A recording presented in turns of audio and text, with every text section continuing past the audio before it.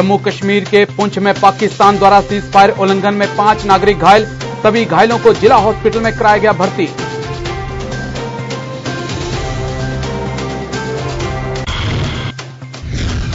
गोलाबारी से स्थानीय लोग हुए परेशान, पढ़ाई को हो रहा है भारी नुकसान, स्कूलों पे लगे ताले।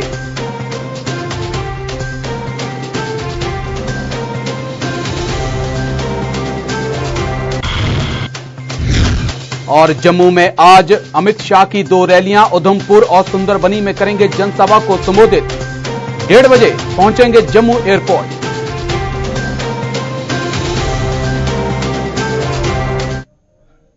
नमस्कार, आप देख रहे हैं गुलिस्तान न्यूज, मैं हूं आपके साथ राजेश कुमार। खबरों की शुरुआत करते हैं। भारत और पाकिस्तान के बीच सीमा पे चल रहे तनाव के बीच द्विपक्षीय नुकसान हो रहा है, उससे काफी नुकसान हुआ है। दोनों तरफ से लगातार फायरिंग जारी है और भारत जवाबी कार्रवाई कर रहा है। तो भारत और पाकिस्तान के बीच सीमा पे चल रहे तनाव के बीच द्विपक्षीय नुकसान हो रहा है। कल पाकिस्तान की तरफ से जम्मू संभाग के जिला पुंछ में एलओसी पे भारी मोर्टार से शेलिंग की गई, जिसमें 5 नागरिक घायल हो गए। घायलों में बुजुर्ग के साथ महिलाएं और बच्चे शामिल हैं। आपको बता दें, परसों भी पाक द्वारा की गई गोलीबारी में बीएसएफ के एक जवान शहीद हो गए थे, साथ ही 5 साल की एक बच्ची की मौत हो गई थी। पाकिस्तानी शेलिंग में 10 सिविलियन सहित सुरक्षा बलों के 6 जवान घायल हुए थे। लाजमी है कि संघर्ष विराम के इस उल्लंघन में दोनों तरफ नुकसान हुआ है और सीमा पर रहने वाले लोग दहशत के माहौल में जीने को मजबूर हैं। तो भारत और पाकिस्तान के बीच विवाद चरम पे है, दोनों तरफ से फायरिंग की जा रही है। कल ही भारतीय सेना ने पाकिस्तान को करारा जवाब देते हुए पाकिस्तान की 7 से 8 चौकियों को तबाह कर दिया था, जिसमें पाकिस्तानी सेना ने कबूल किया था कि उसके 3 सैनिक मारे गए हैं। लेकिन भारत की तरफ से जो खबरें सामने आई थी सूत्रों से, उसमें कहा गया था कि 10 से ज्यादा पाकिस्तानी सैनिक मारे गए हैं। लेकिन उसके बावजूद भी पाक की नापाक हरकत जारी है और लगातार सीमा पार से रिहायशी इलाकों को निशाना बनाया जा रहा है। और इसी का नतीजा है कि एक बार फिर से फायरिंग हुई और 5 आम नागरिक घायल हुए हैं। लेकिन पाकिस्तान है करारा जवाब देने के बाद भी सुधरने को तैयार नहीं है। मेरा नाम है डॉक्टर शमीम भट्टी और मैं यहाँ पे medical superintendent district hospital Poonch में। मैम बताइए तो आज इंसिडेंट हुआ। जी, आज जो ये इंसिडेंट हुआ है, आज फिर ये सीज फायर वायोलेशन में जो 5 लोग जख्मी हुए हैं, वो बांडी चेचे के इलाके में कोजरा में खास करके, और वहाँ पे टोटल 5 हुए थे जख्मी वहाँ पे, और उनमें 2 जो थे वो वहीं पे माइनर इंजरी थी, उनको वहीं पे फर्स्ट एड मिल गया और वो वहाँ पे बिल्कुल ठीक ठाक है। और हमारे पास 3 पहुंचे हैं, जिनमें 2 लड़कियां हैं और एक जो बच्चा था 12-13 साल का। इनको मामूली सी इंजरी थी, थोड़ा फर्स्ट एड वगैरह देके हम लोगों ने इनको स्टेबल कर दिया और इनका फर्स्ट क्लास इलाज यहाँ पे चल रहा है। और हम लोग ने पूरा अच्छा तरीके से बंदोबस्त करके रखा हुआ है। यहाँ पे सारे डॉक्टर्स, पैरामेडिकल स्टाफ, हर जो चीज है वो यहाँ पे मौजूद है। वो अपने सब अलर्ट हैं हर किसी इमरजेंसी को डील करने के लिए। मारूफ अहमद। मारूफ जी बताइए किस टाइम हुआ? 5:30 बजे। हम घर के नजदीक में थे, पाकिस्तान से बम आया तो मेरी बच्ची को इंजरी हो गई, सर में लगी है चोट। तो कहाँ पे हुआ ये वाणी चेचिया में। तो आपकी बच्ची कहाँ पे थी? उधर ही घर में थी सर। कहाँ कितनी लगी है उसको? उसको सर में चोट आ गई है सर, इंजरी है उसकी हुई, तो हॉस्पिटल में दाखिल है सर। ये जहां गोलाबारी से स्थानीय लोग काफी परेशान हैं, बॉर्डर पे हो रही गोलाबारी से शिक्षा को काफी नुकसान पहुंचा है। स्कूलों पर कई दिनों से ताले लटके पड़े हैं, जिस कारण बच्चे स्कूल नहीं जा पाते और उनकी पढ़ाई बुरी तरह से प्रभावित हुई है। स्थानीय लोगों से जब हमने बात की तो उन्होंने कहा कि वो चाहते हैं कि हालात जल्दी से बेहतर हों ताकि बच्चे पढ़ाई के लिए स्कूल जा सकें। स्कूलों के बारे में यह है कि इस इलाके में काफी गोलाबारी हो रही है। गोलाबारी की वजह से वो स्कूल बंद हैं। हमारा सबसे बड़ा जो इशू है वो ये है कि अगर एजुकेशन की तरफ से हमारा लॉस हो रहा है, बच्चों का लॉस हो रहा है, तो हमारे लिए सब कुछ ही खत्म है। क्योंकि आने वाली जो नस्ल है वो आने वाले बच्चे ही देश के नौजवान बन सकते हैं और देश को कहीं आगे ले जा सकते हैं। उनकी पढ़ाई का सिलसिला जो है वो बुरी तरह से खत्म हो चुका है। हम ये कहते हैं कि अमन से रहो, अमन से रहने दो और स्कूलों को गोलाबारी बंद की जाए और स्कूलों को दोबारा चलाया जाए और हमारे बच्चे स्कूलों में जाके कुछ तालीम हासिल करें। और उनका ये बहुत बड़ा लॉस हो रहा है जो एलओसी के।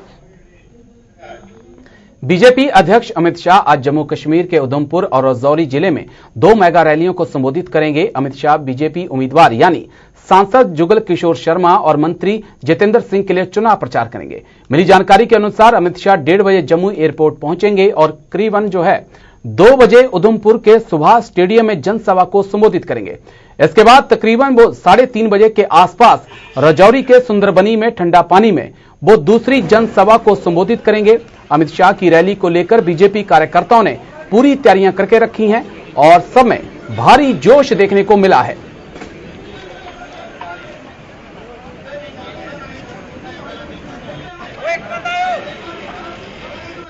बातें आप जहां पे देख रहे हैं कि तैयारियां जो चल रही हैं, काफी दिनों से जो हमारे कार्यकर्ता हैं भारतीय जनता पार्टी के, वो गांव में, शहर में, हर जगह लगे हुए हैं। कार्यकर्ताओं में बहुत ज्यादा उत्साह है। सभी चाहते हैं कि उधमपुर कॉन्स्टिट्यूंसी से डॉक्टर जितेंद्र सिंह जी जीत के जाएं और हमारे माननीय मोदी जी को एक वोट जो है उधमपुर की तरफ से मिले और बाकी जगह से भी जो है भारतीय जनता पार्टी जीत के आए और माननीय प्रधानमंत्री मोदी जी पुनः प्रधानमंत्री बने, देश की सेवा करें। कब तक जहां पे अमित शाह पहुंचेंगे और कब आपकी जो जनता को संबोधित करेंगे? हमें उम्मीद है कि 2 बजे तक वो जहां पे पहुंच जाएंगे और जनता को संबोधित करेंगे।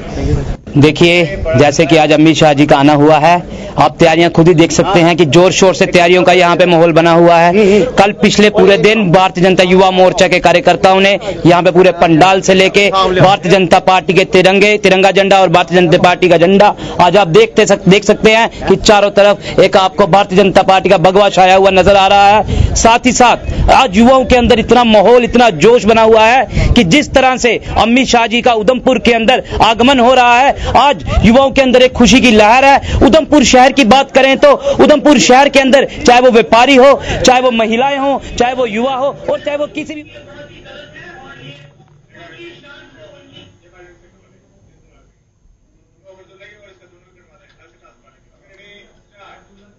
फायर एंड इमरजेंसी डिपार्टमेंट द्वारा उधमपुर जिला हॉस्पिटल में एक मॉक ड्रिल का आयोजन किया गया। इस मॉक ड्रिल के दौरान हॉस्पिटल में तैनात डॉक्टरों और पैरामेडिकल स्टाफ को आग लगने की सूरत में उठाए जाने वाले कदमों की जानकारी दी गई है। उन्होंने बताया है कि आपात स्थिति में अगर ये कदम उठाए जाते हैं तो इससे जान माल का काफी हद तक बचाव किया जा सकता है। हमें किस तरह से यूज करना है इसको, हमें खाली नहीं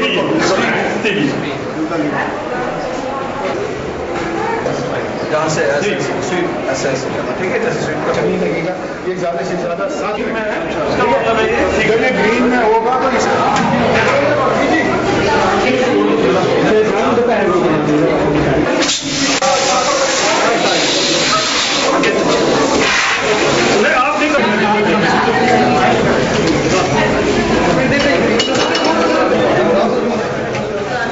जो अस्पताल की मैनेजमेंट है, एडमिनिस्ट्रेशन है, उन्होंने हमें बुलाया है इसके लिए, मॉक ड्रिल के लिए।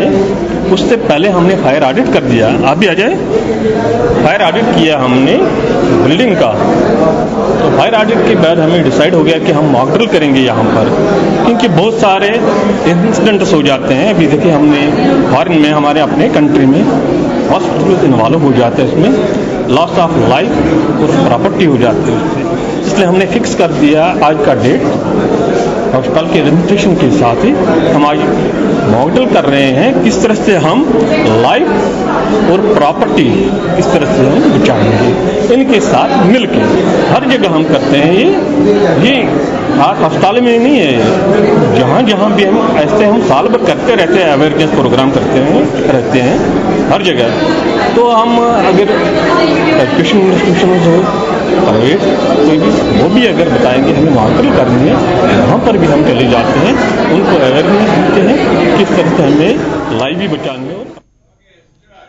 जम्मू श्रीनगर नेशनल हाईवे की खस्ता हालत के विरोध में रामबन के निवासियों ने दुकानदारों के साथ मिलकर प्रदर्शन किया है। इस दौरान लोगों ने हाईवे की 4 लेनिंग के निर्माण में जुटी एजेंसी पर भ्रष्टाचार करने के आरोप लगाए और सरकार से इसकी जांच करवाने की मांग की। लोगों का कहना है कि इस हाईवे पे करोड़ों रुपए खर्च करने के दावे किए जा रहे हैं, लेकिन जमीनी सतह पे कोई काम नहीं हुआ। इसकी जांच की मांग की गई है।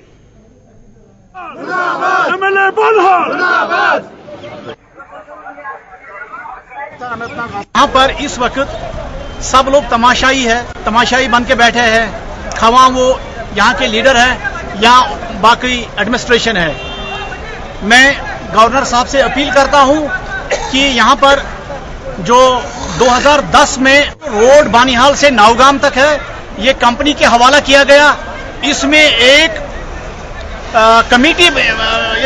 कमीशन बिठाया जाए कि इन्होंने कितना काम किया है, इन्होंने कितने आर वाल्स और बी वाल्स बनाए हैं, इन्होंने कितनी ब्लैक टॉपिंग की है, इन्होंने कितने ड्रेनेज बनाए हैं इस पूरे एरिया में, और इन्होंने कितने फंड्स रिलीज किए हैं कि ये पैसा जो आ रहा है ये गया कहां पर। जबकि इस वक्त करोड़ों में ये दिखा रहे हैं कि हमने इस रोड पर बानिहाल से नावगाम तक हमने करोड़ों रुपए में, जबकि यहाँ के लोगों को पता है कि यहाँ पर 10-20 लाख से अलावा अभी तक इसमें कोई पैसा खर्च नहीं किया गया।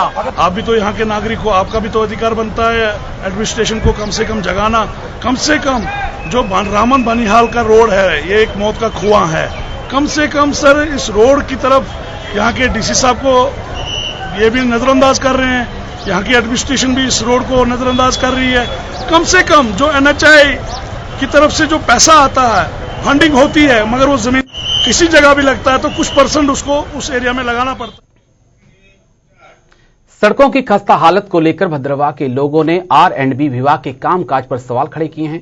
इन लोगों का आरोप है कि इस साल में कई बार भद्रवाह की सड़कों की ब्लैक टैपिंग होती है, लेकिन इसके बावजूद भी सड़कों के गड्ढे नहीं भरते। लोगों ने आरोप लगाया कि सरकार के पैसे से सड़कों के बजाय ठेकेदारों और R&B के विभाग के जो अधिकारी हैं उनकी हालत सुधर रही है।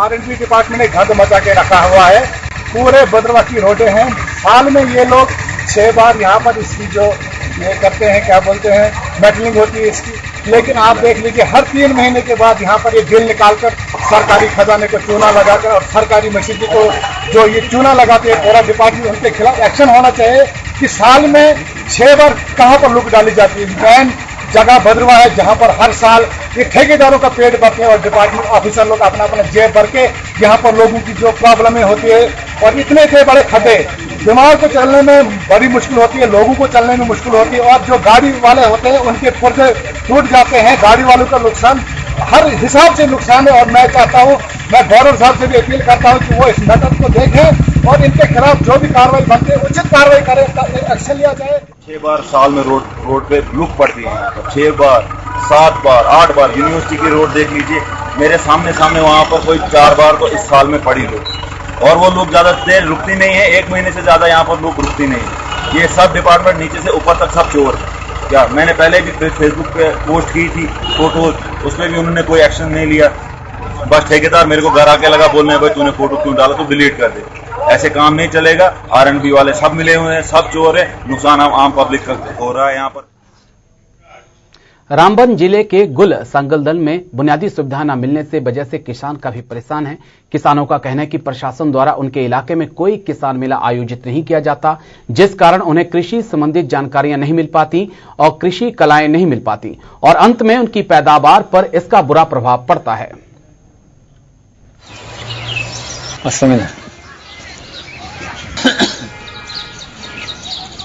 जी, मौसम बाहर ने तो दस्तक दे दी है, बाहर आमद और खजान रफ्त, मगर जहाँ तक महकमा जात का ताल्लुक है, हमारे लिए किसानों के लिए कोई भी सहायता नहीं है, जिसकी वजह से हम लोग बड़े दुखी हैं। क्योंकि गूल और संगलदान, ठठारका वगैरह महकमा, इन सबको नजरअंदाज किया जाए। मक्की का सीजन आ रहा है तो इसमें किसान मेला लगना चाहिए। किसान मेला अगर लगता है, रामन में लगता है, जहाँ का गरीब किसान वो रामन में जा नहीं सकता और किसान मेले में शामिल हो नहीं सकता। लिहाजा मेरी एग्रीकल्चर डिपार्टमेंट से और इनके अफसरान बाला से ये गुजारिश है कि वो आके गाँव में कैंप लगाए, ताकि यहाँ के लोगों को अवेयरनेस मिले, कैसे फसल कमाई जाती है, कैसे उगाया जाता है, कैसे बनाया जाता है। कोई दवाई मिलती है ना, हमें कोई स्कीम दिखाने वाला आता है कि भाई क्या करना है हमने, तो इसलिए हम पीछे के पीछे ही रहेंगे। सब बाहर तो देखो ना आ गई है, फूल भी लग गए हैं, दरख्त भी हरे हो गए हैं, कनक गुंदुम भी सब्ज हो रही है, मगर कहाँ ये उधर की उधर ही रह गई ना। तो बड़ी कब होगी ये तो हम इसमें दोबारा मतलब दूसरी फसल लगाने का तैयारी करेंगे। वो नुकसान हो गया जनाब, बर्फ पड़ी, बर्फ की वजह से ये कनक हमारी जमीन जो है ये बिल्कुल रह गई, नीचे हमारी कनक भी घास भी ये सब सब्जार तो है मगर बीच में है ही कुछ नहीं इसके। और अब बात प्लास्टिक के चलते बेमौत मरती गायों की करते हैं। गायों की देश भर में पूजा तो होती है, हालांकि इसी देश में गाय खुद प्लास्टिक के खाने से मर रही हैं। जिन गायों को हम खाना खिलाते हैं वही गाय प्लास्टिक को खाने से मर रही हैं। जम्मू से एक ऐसा ही मामला सामने आया जहां एक मृत गाय के पेट से 50 किलोग्राम प्लास्टिक निकला है। जरा सोचिए, जिस गाय को खाना खिलाना हम और आप पुण्य का काम समझते हैं, उसकी मौत ही आपके कारण हो रही है।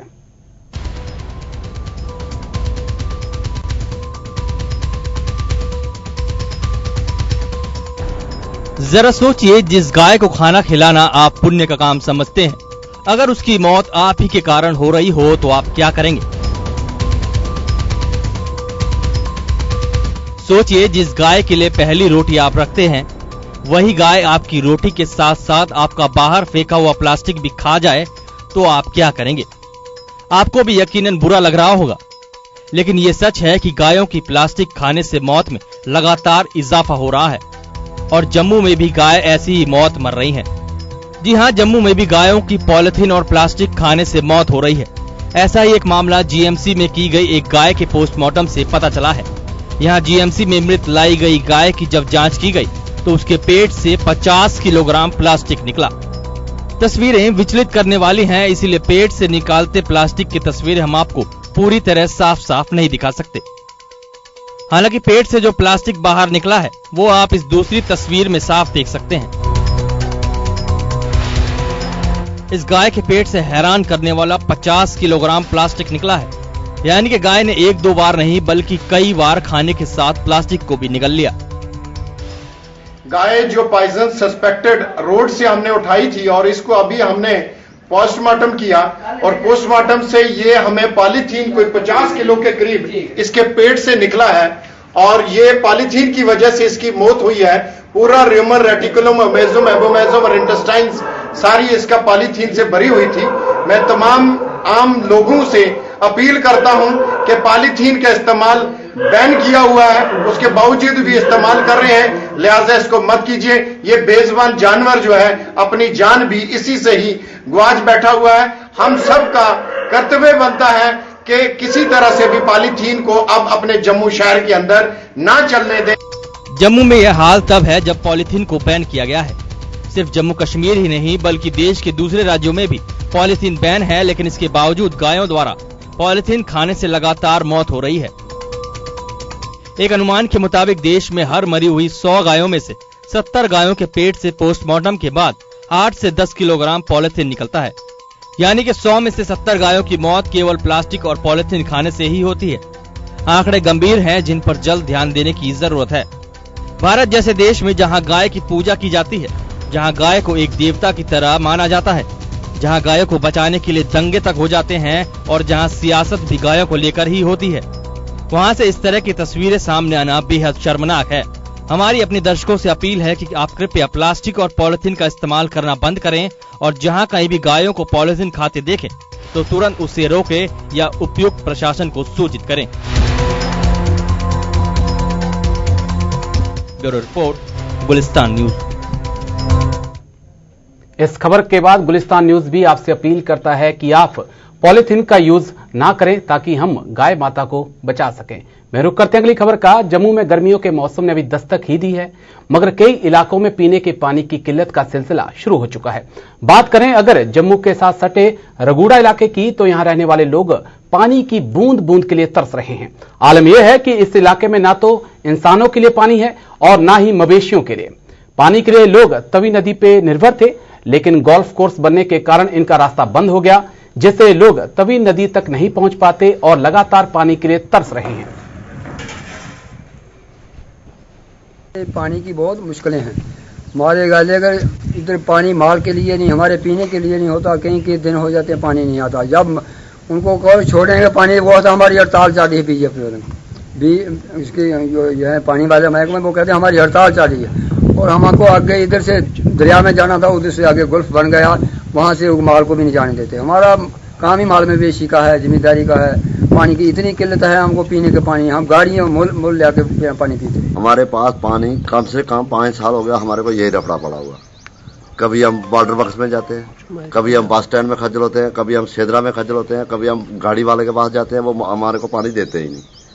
फिर हमारे को 200 साल की पैपे थी जो पहले कहीं उसने क्या नाम था शेख साहब के नाम मोर्चा कौन हो 2 साल की, वही पैपे हमें तोड़ फोड़ करके जोड़ जोड़ के क्या बिल्डिंग वाले खुद मैंने अपने हाथों से पैसे लगाए जेब से तो लगा गए थे। वो हमें थोड़ा इतना 15 दिन के बाद पानी आता है, इधर 20 दिन के बाद हम वो भी फोन कर करके छोड़ते हैं। फिर उधर एक नाले में इन्होंने बाल लगा दिया, वो भी इन्होंने काट दिया ऊपर से वाटर बक्स वाले जलू ने। मैंने इनको 20 बार बोला पे हमारे को पानी दे दो, हम गरीब लोग। इधर से इन्होंने गाह बनाया, नीचे बोलते हैं हमारे को आपको रोड दे देंगे, फिर हम आपको इतना पानी देंगे, हम इधर बड़े बड़े टैंक बनाएंगे पानी के। वो ना टैंक मिले ना हमारे को पानी मिला, हम 1000 रुपए की गाड़ी मूल्य का पानी सटाते हैं सारे। प्रदेश कांग्रेस कमेटी की डोडा इकाई द्वारा प्रेस कॉन्फ्रेंस का आयोजन कर कांग्रेस की तरफ से किया गया और कांग्रेस की योजनाओं की जानकारी दी गई। इस अवसर पर पूर्व मंत्री अब्दुल मजीद बानी, पूर्व एमएलसी नरेश गुप्ता मौजूद रहे। गारंटी इनकम स्कीम जो है यहाँ हिंदुस्तान में हम हर जिले में, हिंदुस्तान के हर जिले में, हर तहसील में, हर ब्लॉक में, हर गांव में उस स्कीम को इंप्लीमेंट करने जा रहे हैं। वो स्कीम क्या है? वो स्कीम ये है कि जिस कुंबे की माहवार आमदनी 12,000 रुपए से कम होगी, उस कुंबे को गवर्नमेंट जो इस स्कीम के तहत जो मिनिमम गारंटी इनकम है राहुल जी की स्कीम जो लाई है, उसमें 6,000 रुपया उनके बैंक अकाउंट में डायरेक्टली दिल्ली से जो है जमा होगा। साल का 72,000 रुपये जमा होगा। मेरे साथ इस बुलेटिन में बस इतना ही। देश और दुनिया की खबरों के लिए देखते रहिए गुलिस्तान न्यूज। नमस्कार।